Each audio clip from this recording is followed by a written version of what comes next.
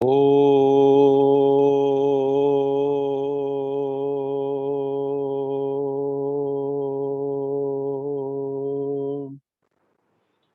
शांति।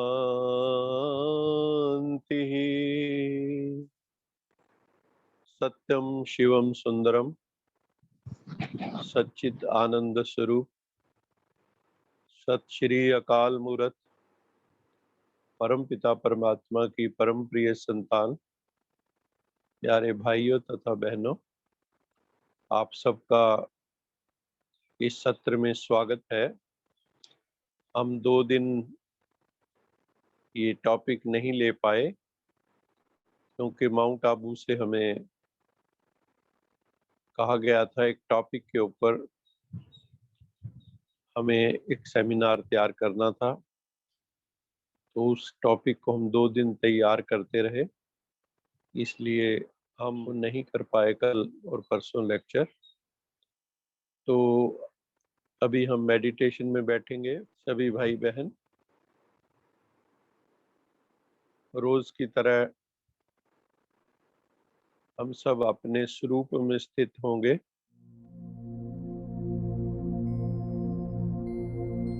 मैं आत्मा हूँ, इस भाव में स्थित होंगे। नेत्र धीरे से हल्के से बंद कर लें। जो खुले रख सकते हैं, जो खुले रख के योग के अभ्यासी हैं, खुला भी रख सकते हैं।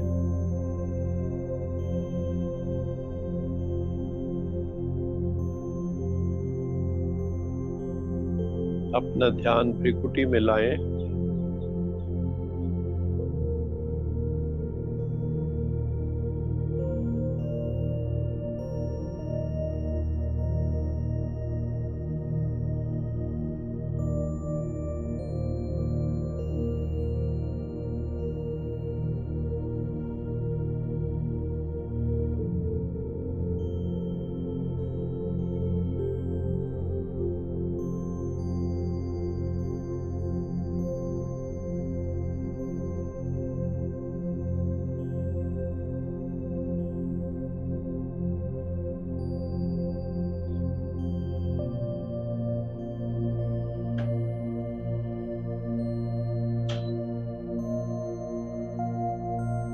मैं शांत स्वरूप आत्मा हूँ, इस भाव में स्थित हो जाए।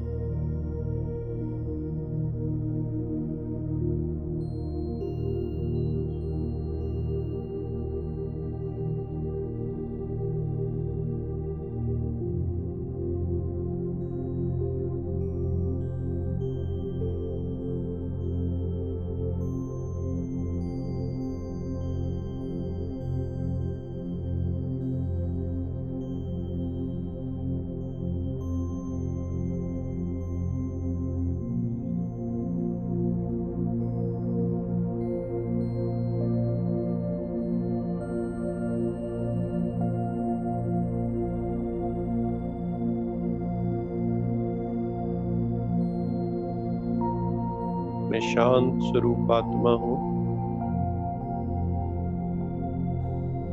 इस भाव में स्थित हो जाएं। अपने श्वासों को साक्षी होकर देखें।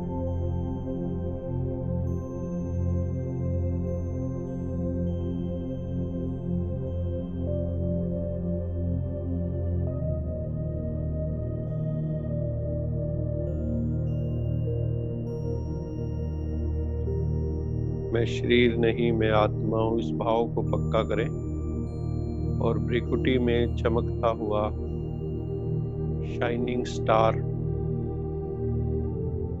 छोटा सा बिंदु, अणु रूप सूक्ष्म रूप अनुभव करें।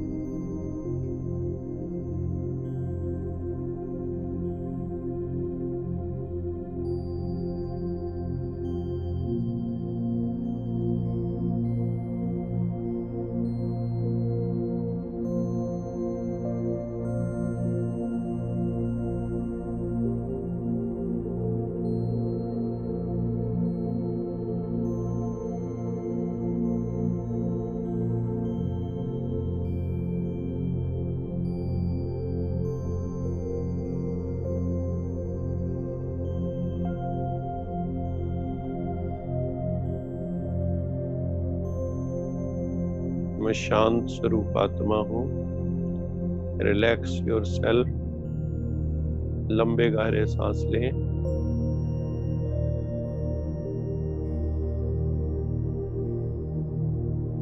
श्वासों को भी साक्षी होकर देखें। I am the witness to my breathing. मैं अपनी श्वास का भी साक्षी हूँ। श्वास आ रहे हैं, जा रहे हैं। जब श्वास भीतर जाए, ओम साथ चले। श्वास बाहर निकले, शांति साथ चले। इस भाव की अनुभूति करें। 11 बार गहरे और लंबे सांस लें।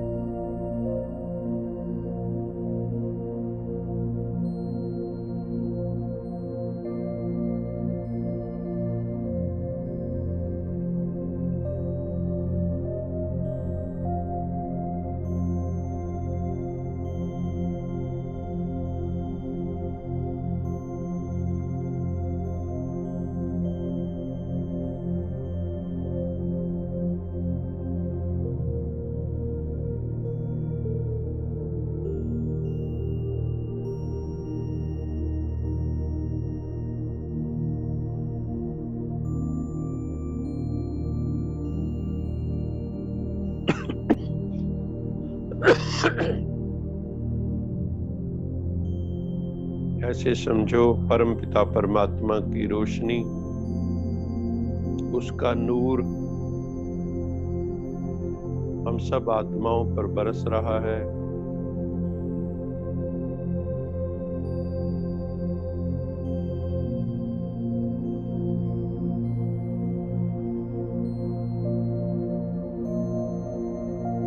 जिससे हमें शांति की अनुभूति हो रही है। पूरी तरह रिलैक्स करें, शांत हो जाएं।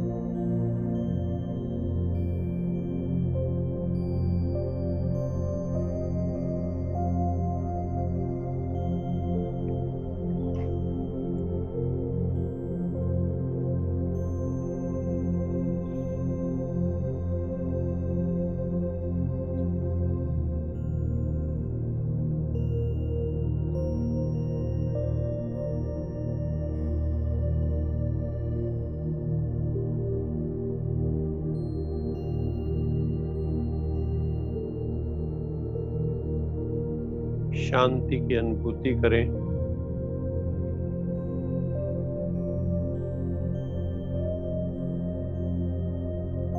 मेरा सारा अस्तित्व प्रकाश से घिरा हुआ है, नूरानी लाइट से घिरा हुआ है।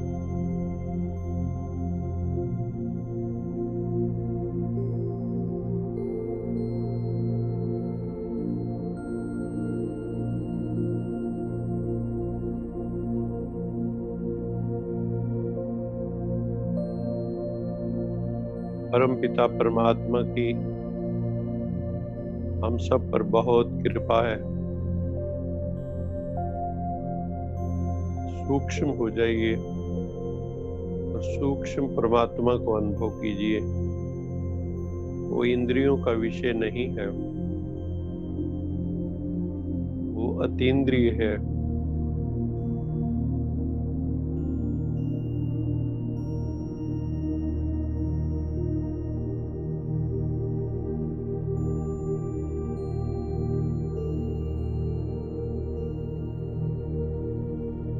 जितनी सूक्ष्म बुद्धि होगी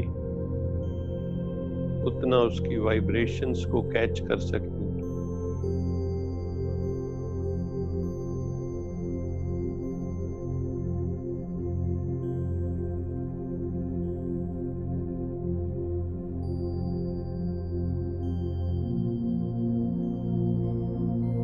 स्वयं को परमात्मा की डिवाइन लाइट के अंदर अनुभव करें। लाइट और माइट, गॉडली लाइट और माइट हम आत्माओं पर बरस रही है और हमें लाइट और माइट का अनुभव हो रहा है।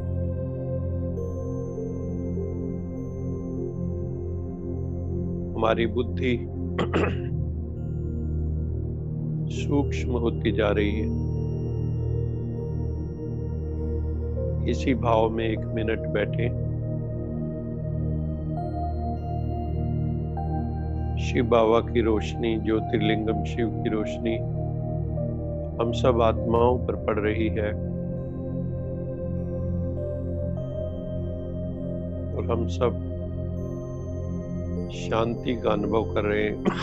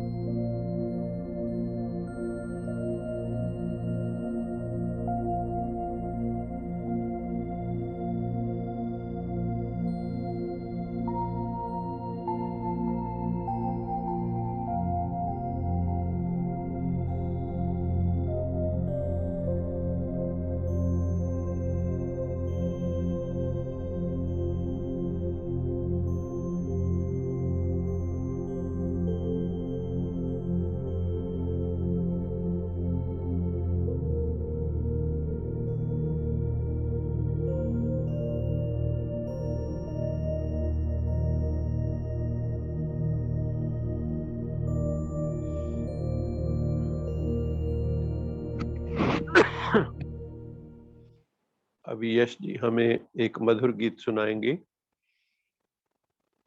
भक्ति मार्ग का। तेरे द्वार खड़ा भगवान भगत भर दे रे झोली। यश जी। ओम शांति। तेरे द्वार खड़ा भगवान भगत भर दे रे झोली, भगत भर दे रे झोली। तेरा होगा बड़ा एहसान कि जुग जुग तेरी रहेगी शान, भगत भर दे रे झोली, भगत भर दे रे झोली। डोल उठी है सारी धरती देख ले, डोला गगन है सारा। भीख मांगने आया तेरे घर, जगत का पालन हारा रे, जगत का पालन हारा।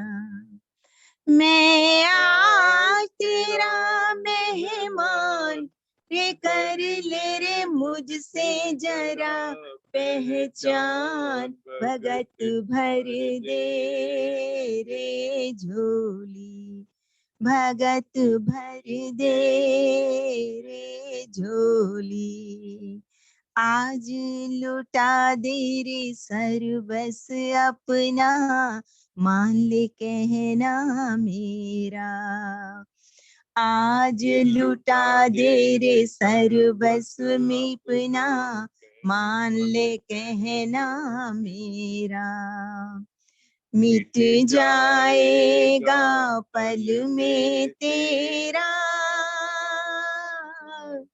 जन्म जन्म का फेरा रे,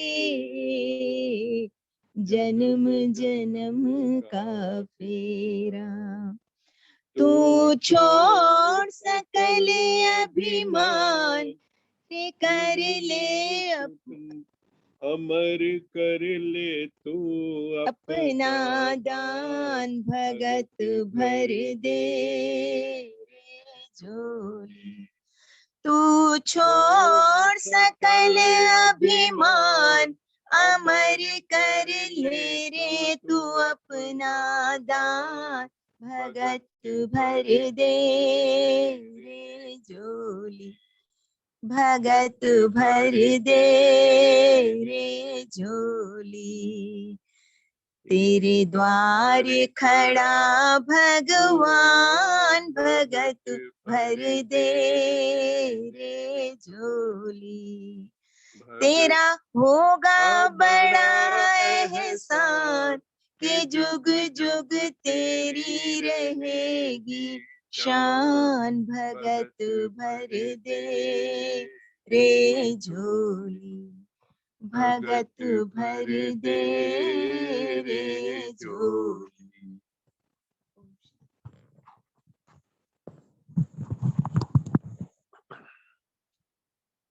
बहुत ही सुंदर ये भक्ति मार्ग का गीत है। ये वामन अवतार बन के जब बलि के पास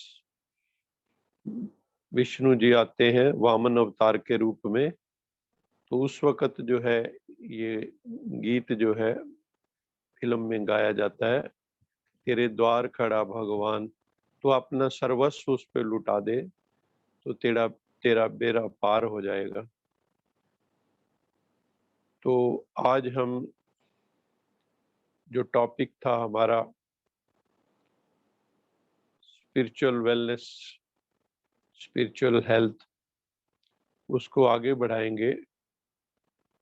हमें अपना जो स्पिरिचुअल वेलनेस है उसको इवैल्यूएट करना चाहिए, उसका आंकलन करना चाहिए कि हमारी स्पिरिचुअल वेलनेस किस डिग्री की है। किसी ने कहा है हमारी जिंदगी में 2 दिन महत्वपूर्ण होते हैं। एक तो जिस दिन हम पैदा होते हैं,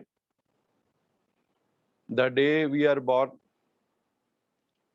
और दूसरा वो दिन जिस दिन हमें ये लगता है पता to find out why I am born, मैं क्यों जो है पैदा हुआ, उसका लक्ष्य क्या है, पैदा मैं क्यों हुआ, उसका क्या कोई उद्देश्य है, या मुझे कौन सा मुख्य उद्देश्य या मुख्य काम करना है इस जीवन में आके, वो भी बहुत महत्वपूर्ण है।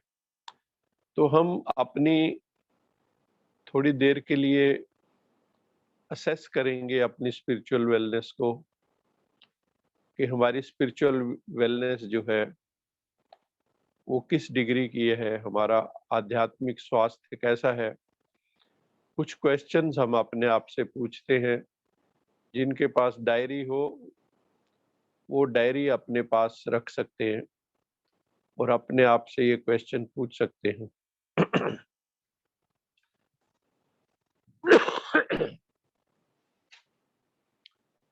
जो पहला क्वेश्चन है वो ये है कि मेरी जिंदगी का मीनिंग क्या है। What gives my life meaning and purpose? कौन सी चीज ऐसी मैं करता हूं जब मुझे लगता है कि हाँ मेरे जीवन का कोई अर्थ है, मेरे जीवन का कोई पर्पस है, कोई उद्देश्य है। वो ऐसी कौन सी बातें वो हमें लिखनी चाहिए जिससे हमें लगता है जीवन में कोई उद्देश्य है, कोई पर्पस है, कोई अर्थ है। नहीं तो कई बार जिंदगी व्यर्थ जा रही है, हमारा रोज एक दिन कम हो रहा है और हम काल की गाल की ओर बढ़ रहे हैं, लेकिन हम सोचते नहीं है कुछ भी। समय बीत जाता है लेकिन कोई किसी समय ऐसा समय आता है जो कि एक एक क्षण भारी हो जाता है। तो हम अपना आंकलन करें, इवैल्यूएशन करें, असेसमेंट करें कि ऐसी कौन सी चीज है, what gives my life meaning and hope. मेरी जिंदगी को क्या चीज मीनिंग देती है, क्या चीज होप देती है, क्या चीज पर्पस देती है, क्या मैं ऐसा करता हूँ जब मेरे जीवन में खुशी होती है, आनंद होता है, मौज होती है। तो ये हमें देखना चाहिए और ये लिखना चाहिए कि मेरी जिंदगी में किस चीज से मीनिंग आ रहा है, पर्पस आ रहा है, होप आ रही है। ये पॉइंट्स हमें एक एक करके वी शुड जॉट डाउन, वो पॉइंट लिखने चाहिए और उसके ऊपर मनन चिंतन करना चाहिए।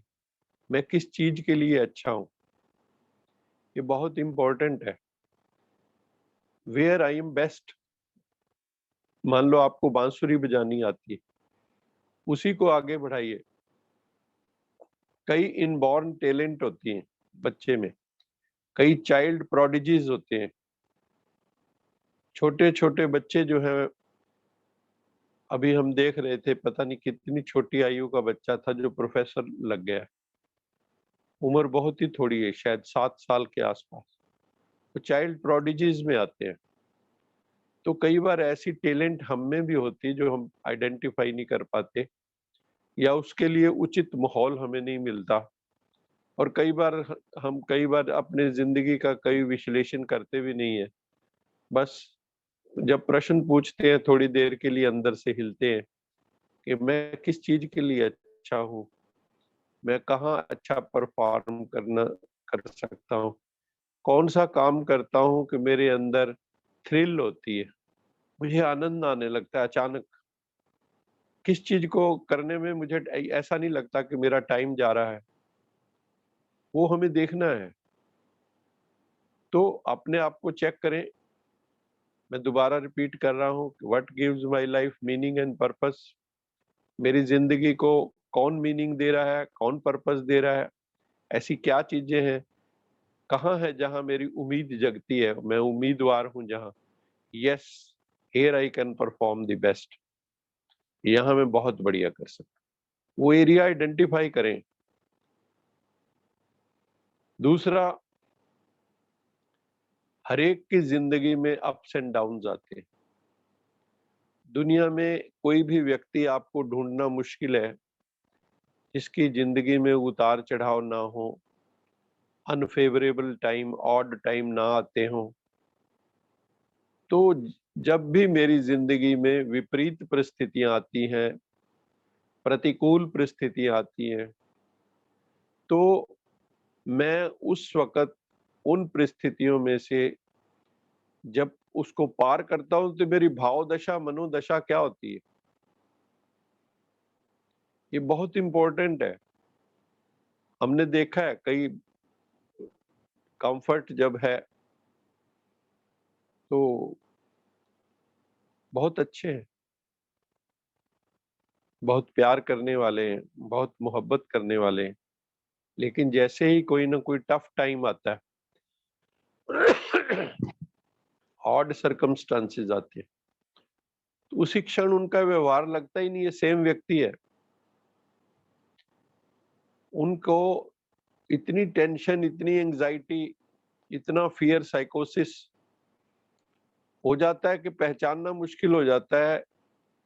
कई बार लगता है कि ये हर व्यक्ति मुझे तो बाइपोलर लगने लगता है।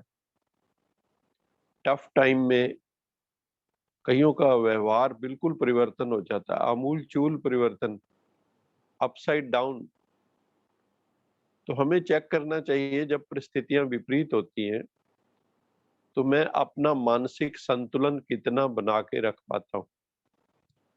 उस वक्त मेरी जुबान कितनी चलने लगती है। कई लोगों की जुबान बहुत चलने लगती है। जैसी परिस्थिति विपरीत आई वैसे बिल्कुल कूल है, जैसे ही परिस्थिति विपरीत आती है तो हम लोग जो है एकदम, हमारा स्वभाव संस्कार बदल जाता है। तो हमें ये देखना है कि हमारा स्वभाव संस्कार जो बदलता है, क्यों बदलता है, और उसके लिए हमें वर्क करना होगा कि चाहे सुख हो, चाहे दुख हो, चाहे मान हो, चाहे अपमान हो, चाहे निंदा हो, चाहे स्तुति हो, चाहे लाभ हो, चाहे हानि हो, मेरा बैलेंस ऑफ माइंड बना रहे, मेरे मन का संतुलन बना रहे। अगर मेरे मन का संतुलन बना रहेगा तो फिर आनंद बना रहेगा, मौज बनी रहेगी, खुशी बनी रहेगी।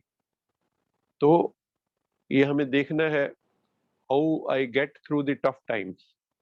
टफ टाइम्स को मैं कैसे पार करता हूँ, इससे भी हमारी स्पिरिचुअल वेलनेस का पता लगता है। अगर आप स्पिरिचुअली इवॉल्व हो तो आप मौन में ही सब सहन करेंगे,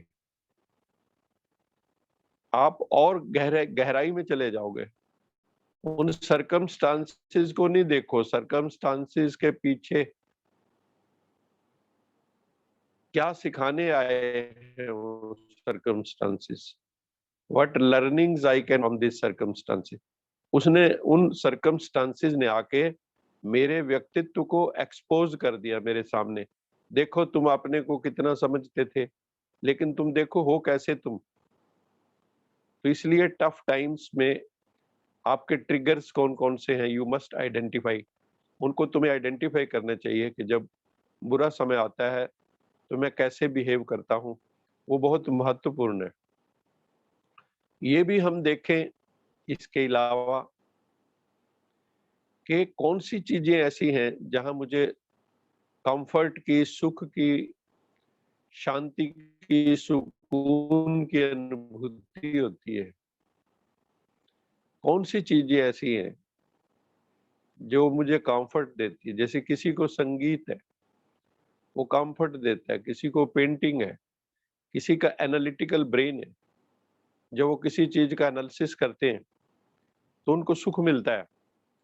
कई जो होते हैं मैथमेटिक्स से दूर भागते हैं, कईयों का आर्ट में बहुत मन लगता है, कईयों का एस्थेटिक्स में मन लगता है, कईयों का जो है जो श्रृंगारने स्वारने में बहुत मन लगता है।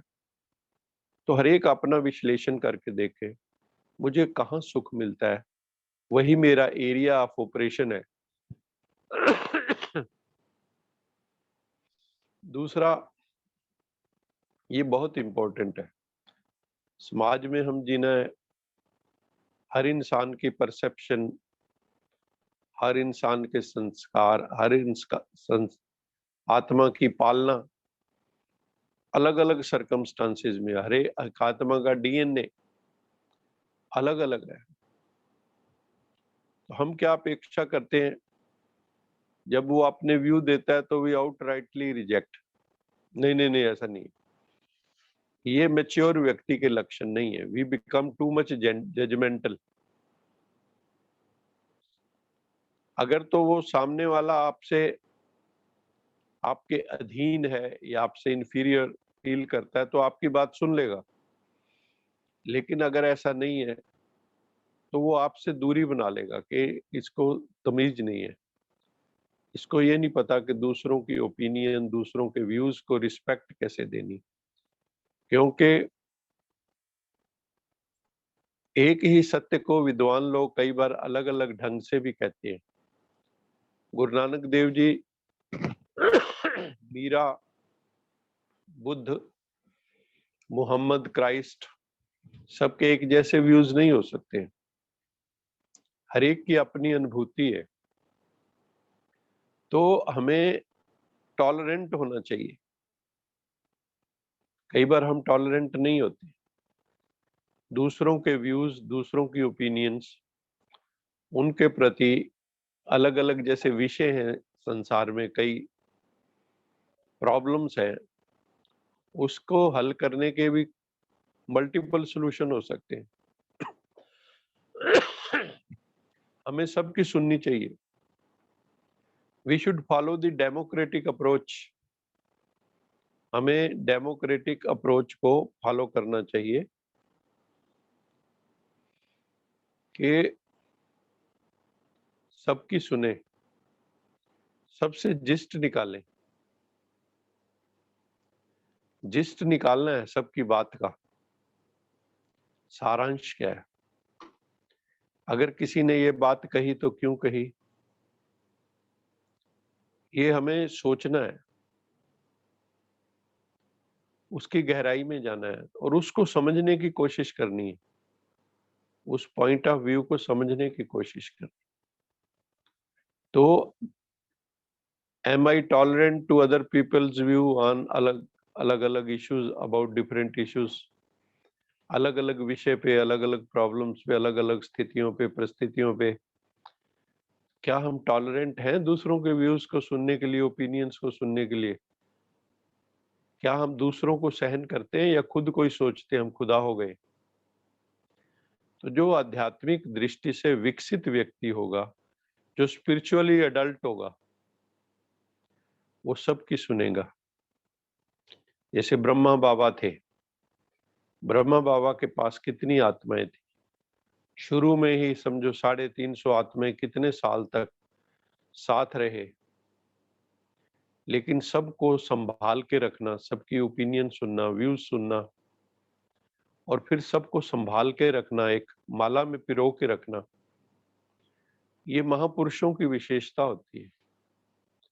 तो हमें भी स्पिरिचुअली इवॉल्व होना है, स्पिरिचुअली अडल्ट होना है। कब तक हम स्पिरिचुअल इन्फेंसी में जिएंगे, स्पिरिचुअल चाइल्डहुड में जिएंगे? अब तो बचपन चला जाना चाहिए। दूसरा क्या है, संसार में जितने भी ग्रुप्स हैं, चाहे धार्मिक ग्रुप हो, डिफरेंट रेसेस हैं, डिफरेंट जातियां हैं, ये संसार वैरायटी शो है। तो इसमें हमें अपनी अवेयरनेस को,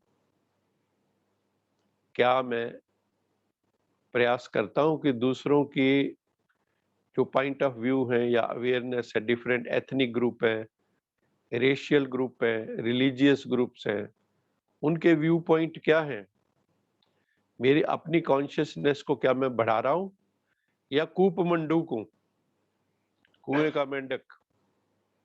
बस एक थोड़ा सा दायरा है, उसी दायरे में घूम रहे हैं, सागर में कभी जाके नहीं देखा।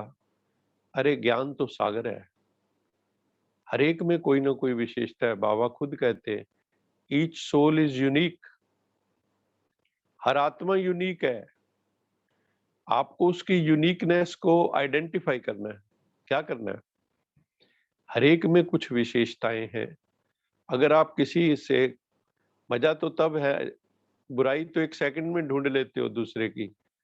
किसी का भी जिक्र हो, कई लोगों को देखो वो उनके नेगेटिव पॉइंट बोल रहे होते हैं, कुछ समय के बाद कई बार शुरू शुरू में एक दो अच्छे पॉइंट बोलते हैं, बाद में एक लंबी लिस्ट होती बुरे पॉइंटों, नेगेटिव पॉइंट। तो हमें देखना है कि मैं अपनी अवेयरनेस को एक्सपेंड कर रहा हूं, मैं अपनी जानकारी को, विवेक को विस्तार दे रहा हूं सबको समझने का, या मैं अपनी ही संकीर्ण दीवारों के अंदर घिरा हुआ हूं। We have to see this. अपने को देखो और अटेम्प्ट करो, मेहनत करो, पुरुषार्थ करो, दूसरों को समझने की भी कोशिश करो, तभी आप किसी ग्रुप के लीडर हो सकते हो। Otherwise no. अगर आप अपने ही ओपिनियंस में घिरे हुए और किसी की ओपिनियन सुनना ही नहीं चाहते, तो आपके नजदीक कौन आएगा? तो हर एक की सुनो, वहां से सीखो भी। और ये भी हमें ध्यान रखना है, कई लोग टू मच कर्म में चले जाते हैं, घोर कर्मी बोलते हैं उनको, घोर कर्मी, बस कर्म कर्म कर्म कर्म, और रिलैक्स नहीं करते, और लेजर टाइम नहीं है उनके पास। तो वो क्या होते हैं, स्ट्रेस्ड हो जाते हैं, बड़े तनाव में रहते हैं। कोई मिलेगा उसको डांट देंगे। कारण क्या है? खुद ही तनाव में है, दूसरों को भी तनाव बांटेंगे वो। तो हमें जो मेडिटेशन है बीच बीच में, क्यों बाबा कहता है ये हमारा लेजर आवर है, रिलैक्सेशन टाइम है। अगर हमें शरीर को फिट रखना है, मन को फिट रखना है, आत्मा को फिट रखना है, बुद्धि को फिट रखना है, तो हमें बीच बीच में गोता खाना चाहिए, डुबकी मारनी चाहिए बीच बीच में, अपने अंदर चले जाना चाहिए, डुबकी मारो, अंतर्मुखता में डुबकी मारो, खो जाओ। ये बहुत महत्वपूर्ण है। टाइमिंग क्या है?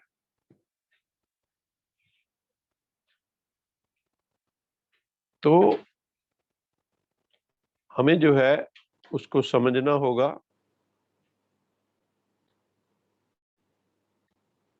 कि मैं कितनी देर बीच बीच में गायब होता हूं कर्म करते हुए, नहीं तो कर्म हावी हो जाएगा, कर्म बंधन रूप हो जाएगा।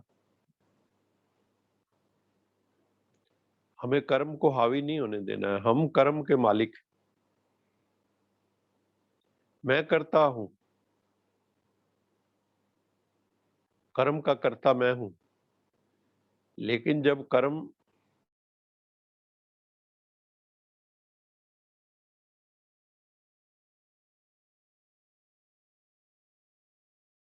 करता जैसा है, वो करते हुए भी अकर्ता है, वो कर्म बंधन नहीं बनेंगे। और भगवान की गारंटी है कि you act upon my advice, तू मेरे कहने पे चल के तो देख, तेरे सारे बंधन कट जाएंगे। ये ऐसे कर्म है जो कर्म बंधनों को काटने वाले हैं। तो बीच बीच में हमें कर्म को थोड़ी देर के लिए भूल कर बीच में रेस्ट में जरूर जाना चाहिए, लेजर टाइम में जरूर जाना चाहिए, रिलैक्सेशन में जरूर जाना चाहिए। ये रिचार्जिंग है। हमें अपने आप को बार बार चार्ज करना चाहिए। जैसे मोबाइल को जब भी हम देखते हैं ओवर यूज हो गया है, लेस देन 20% रह गया है, लेस देन 25% रह गया है, तो हम चार्जर पे लगा देते, लेकिन खुद के लिए ये सिद्धांत लागू नहीं करते। तो ये हमें करना चाहिए।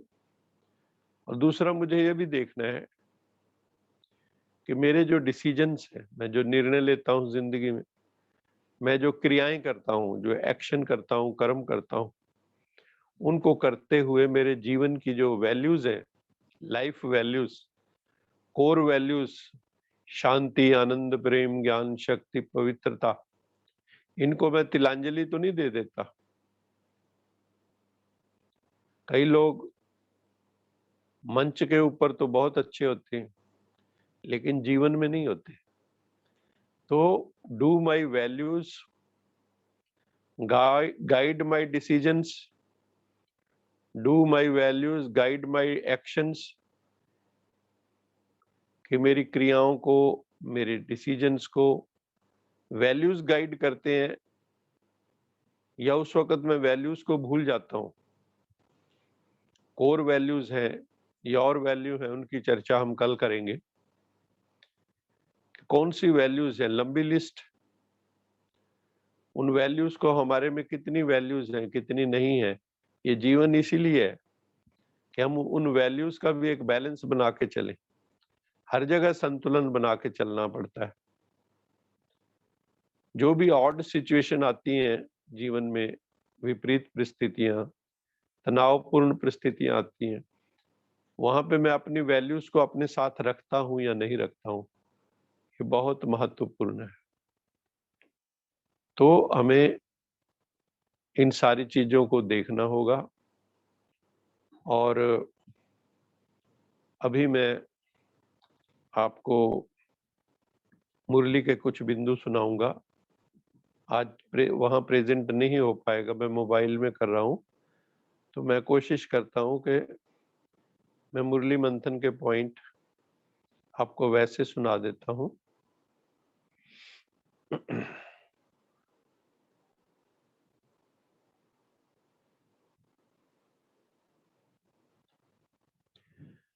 आज बाबा ने कहा, दुनिया में किसी भी सत्संग में लोग ये नहीं समझते, जैसे सत्संग में गए होते हैं, सत्संग कर रहे होते हैं, कि हम परम पिता परमात्मा से यहाँ वर्षा लेने के लिए आए, गॉडली इनहेरिटेंस लेने के लिए आए हैं। कोई नहीं समझता सत्संग में, सिर्फ सत्संग कर रहे हैं, लेकिन ये नहीं सोच रहे कि मेरा परम पिता परमात्मा का सत्संग है और भगवान से हमें वर्षा मिलता है। जैसे पिता से उसकी जायदाद मिलती है, ऐसे परमात्मा से हमें वर्षा मिलता है। कहाँ का वर्षा मिलता है? सुख धाम का, शांति धाम जाने का। और जो हमारी कामना है ना, मरने के बाद लोग कहते हैं स्वर्ग सिधारा, वो जीते जी स्वर्ग सिधार देता है, मरने के पश्चात नहीं। लेकिन हम बच्चे बेहद के पिता की याद से बेहद का वर्षा पा रहे हैं, क्योंकि हम उसी को याद कर रहे हैं, हम उसी का सत्संग कर रहे हैं। हमें स्वयं सत्यम शिवम सुंदरम सत्संग करवा रहा है, हमें सच्चिदानंद स्वरूप सत्संग करवा रहा है। हम उसका सत्संग करते हैं जो सत्य है, जो चैतन्य है, जो आनंद का सागर है। हम रोज उसका सत्संग करते हैं और वर्षा पा रहे हैं सुख शांति का, पवित्रता, क्योंकि पवित्रता ही सुख शांति की जननी है। हम बच्चों को अमृत वेले उठकर शिव बाबा को याद करना चाहिए। ये हमें गांठ बांध लेनी चाहिए कि सुबह सुबह उठ के बहुत प्यार से दिल से शिव बाबा को थैंक्स करो कि बाबा आपने हमारे जीवन को नरक से स्वर्ग में लाया है, पतित से पावन बना दिया है, कांटों से फूल बना दिया। थैंक्स करो, प्रभु का धन्यवाद करो। ग्रस्त व्यवहार में रहते हुए भी हमें कमल फूल की तरह न्यारा प्यारा बना दिया बाबा आपने। शुक्राना करो, जितना शुक्राना करोगे, कृतज्ञता प्रकट करोगे, थैंकफुलनेस प्रकट करोगे, उतना आपका जिंदगी खूबसूरत बन जाएगी। आप करके देखो। इस समय हम पुरुषोत्तम संगम युग पर पुरुष से पुरुषोत्तम बन रहे हैं, उत्तम पुरुष बन रहे हैं। ये पुरुषोत्तम जन्म है हमारा। ये जो कलयुग का अंत और सतयुग के आदि का बीच का जो जन्म है, ये we are very lucky souls. ये हमें पुरुषोत्तम जन्म मिला है, सबको नहीं मिलता। इतनी दुनिया में से गिनती के लोग, इसलिए गीता में भी है, कोटों में कोई, कोई में कोई, हजारों में से कोई विरला चलता है और उन हजारों में से भी कोई विरला पहुंचता है। उनमें आप हो। You are so lucky souls. अपने भाग्य की सराहना करो। रूहानी बाबा आया है सर्व की सदगति करने के लिए। सिवाय उसकी याद के सब कुछ भूल जाना है। एक पिता की याद, बस अंत में वही याद आए। न पति याद आए, न पत्नी याद आए, न बच्चे याद आए, न घर याद आए, न कोठी बंगला कार याद आए, कुछ भी याद ना आए। बस एक तेरी याद हो, उस दिलवर की याद हो। आज बाबा ने कहा तुम आत्माएं घर से नंगी आई थी। मैंने कोई वस्त्र नहीं था, कोई शरीर नहीं था, नेकेड सोल। कोई भी देह नहीं थी, कोई भी देह का संबंध नहीं था। जब परम धाम से हम आए इस धरती पर, देह में प्रवेश के बाद ही सर्व संबंध बनते। ये माता है, ये पिता है, ये बंधु है, ये सखा है, देह के संबंध। और जैसे ही देह का त्याग करते हैं, सारे संबंध एक सेकंड में समाप्त, नए संबंधों में निकल गया। आप मोए मर गई दुनिया। जो मर गया तो उसके लिए दुनिया खत्म है। आप मोए मर गई दुनिया। मृत्यु के पश्चात आत्मा बंधन मुक्त हो जाती है। मृत्यु के पश्चात आत्मा बंधन मुक्त हो जाती है, जब तक उसको दूसरा शरीर नहीं मिलता है। तो आत्मा बंधन मुक्त है जब शरीर छोड़ती। इसलिए जो मरने के बाद के कईयों के नियर डेथ एक्सपीरियंसेस है, वो यही है कि हम मुक्ति बोध का अनुभव हो रहा है, लाइट का अनुभव हो रहा है। एक शिव बाबा को दिल से हर पल याद करना, ये है अव्यभिचारी याद। अव्यभिचारी मैंने ओनली वन गॉड फादर, एक परम पिता परमात्मा की याद हो और किसी की याद हमारे चित्त में ना हो। दुनिया में तो मनुष्यों को अनेकों की याद आती, सारा दिन कभी उसकी याद, कभी उसकी याद, कभी उसकी याद। हम सैकड़ों को याद कर लेते हैं,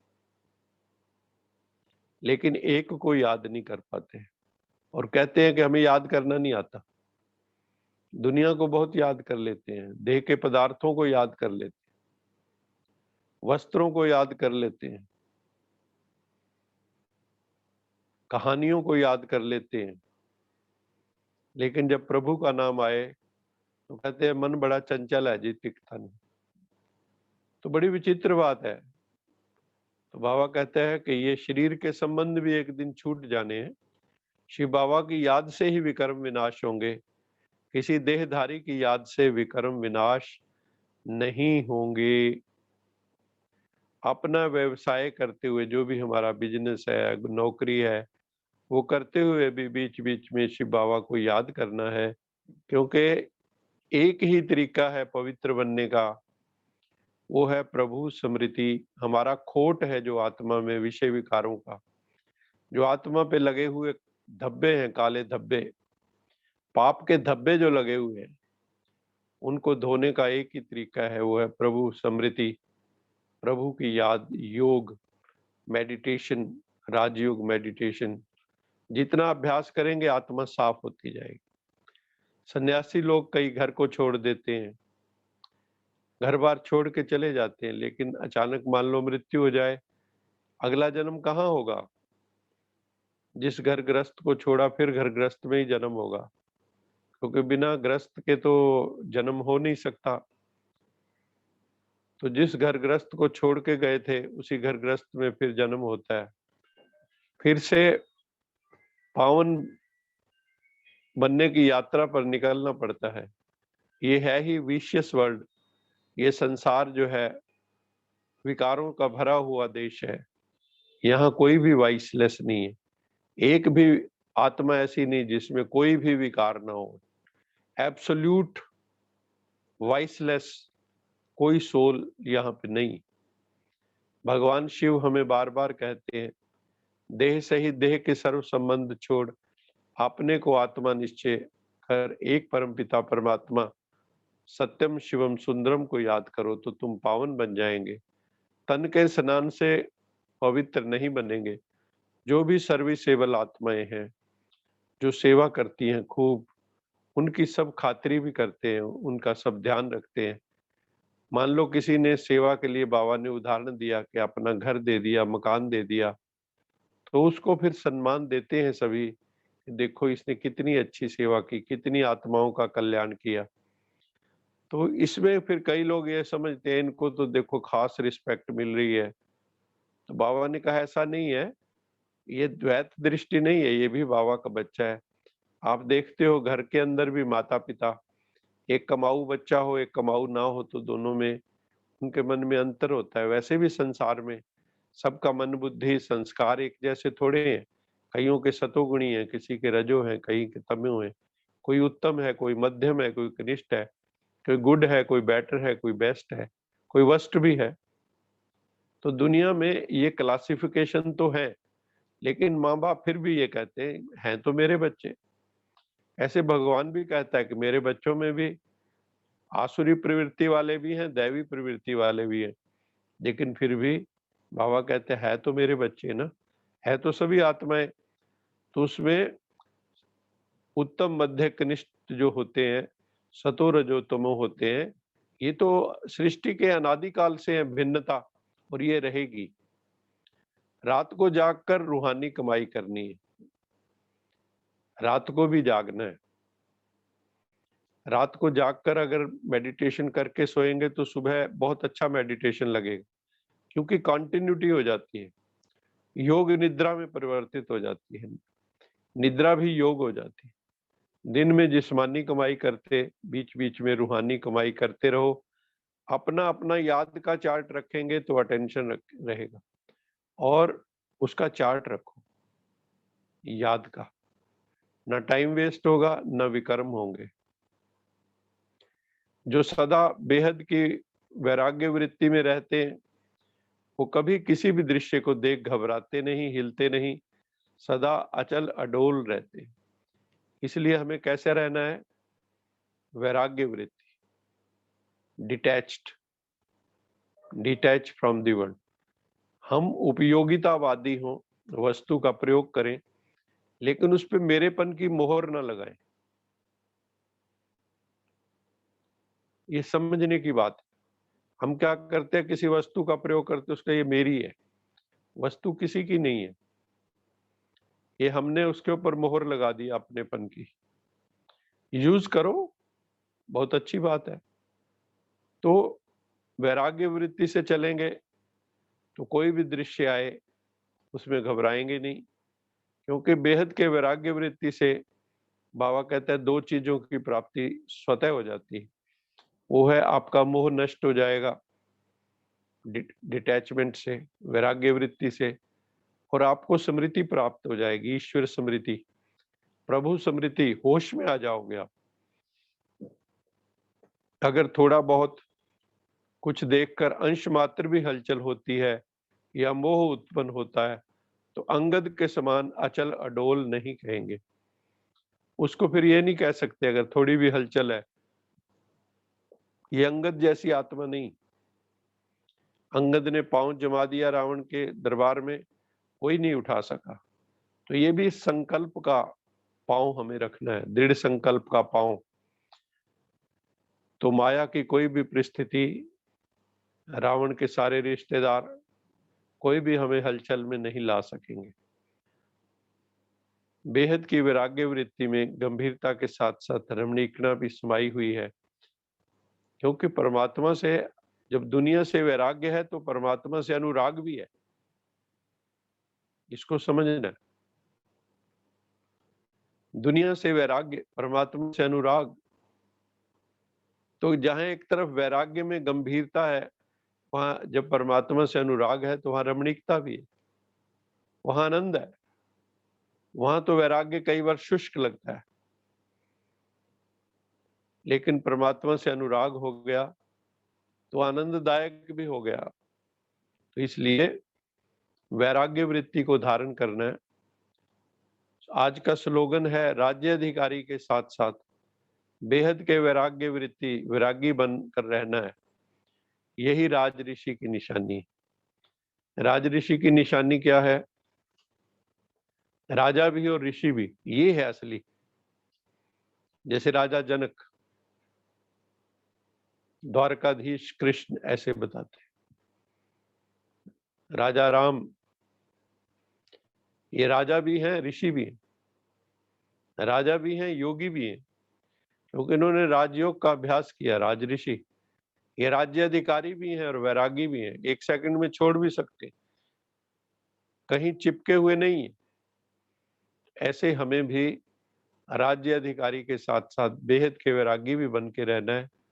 बाबा ने आज कहा तुम सब मेरे राज ऋषि बच्चे हो, तुम्हें राजा की तरह अपनी इंद्रियों को कंट्रोल में करना है। आत्मा राजा है और ऋषि की तरह त्याग वृत्ति, वैराग्य वृत्ति वाले होकर रहना है, तभी जीवन की सार्थकता होगी।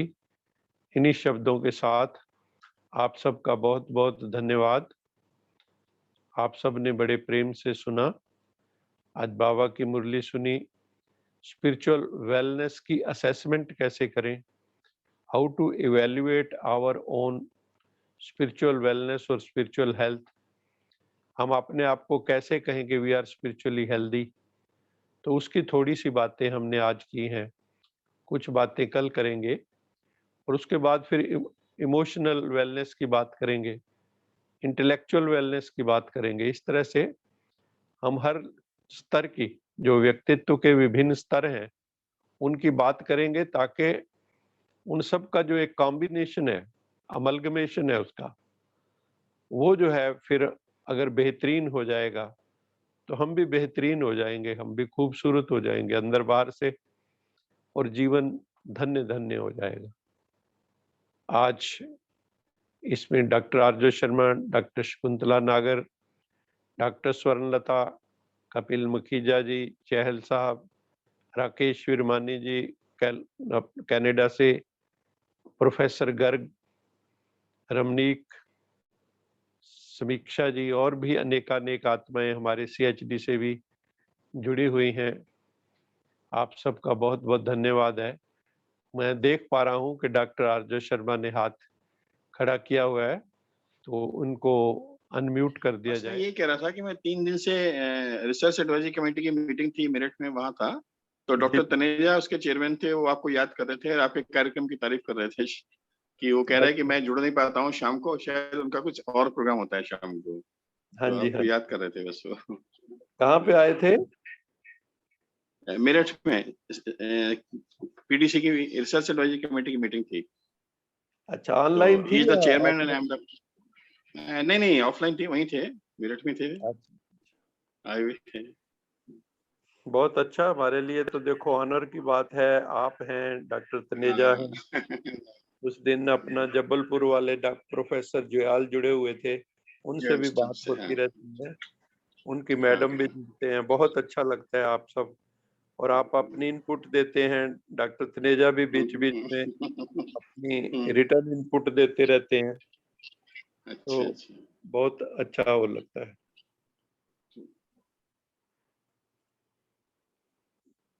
बहुत बहुत धन्यवाद आप सबका।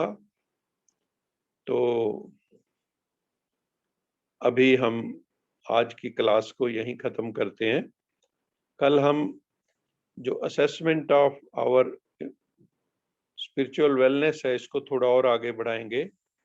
ये हर एक के व्यक्तिगत प्रश्न हैं जो अपने आप से पूछ के हम उसके अपने अंदर से ही उत्तर ले सकते हैं कि how much we are evolved spiritually. तो और हर जगह हम वेलनेस की बात फिर करेंगे, तो मुझे लगता है इससे भी हम सेल्फ इवैल्यूएशन कर पाएंगे, तो हमारी जिंदगी में जो डेफिशिएंसीज हैं उसको मेकअप करके हम अपनी जिंदगी को और खूबसूरत कर पाएंगे। बहुत बहुत धन्यवाद। God bless you all. अभी हम लोका समस्ता सुखिनो भवन्तु करेंगे। लोका समस्ता सुखिनो भवन्तु। लोका समस्ता सुखिनो भवन्तु। लोका समस्ता सुखिनो भवन्तु।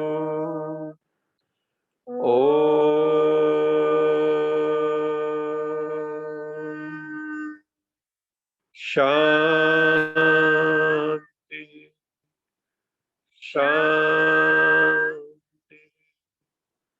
शांति। आप सबका बहुत बहुत धन्यवाद। सब आनंद में रहें, खुशी में रहें, मौज में रहें और इसी तरह मुस्कुराते रहें। बहुत बहुत थैंक यू।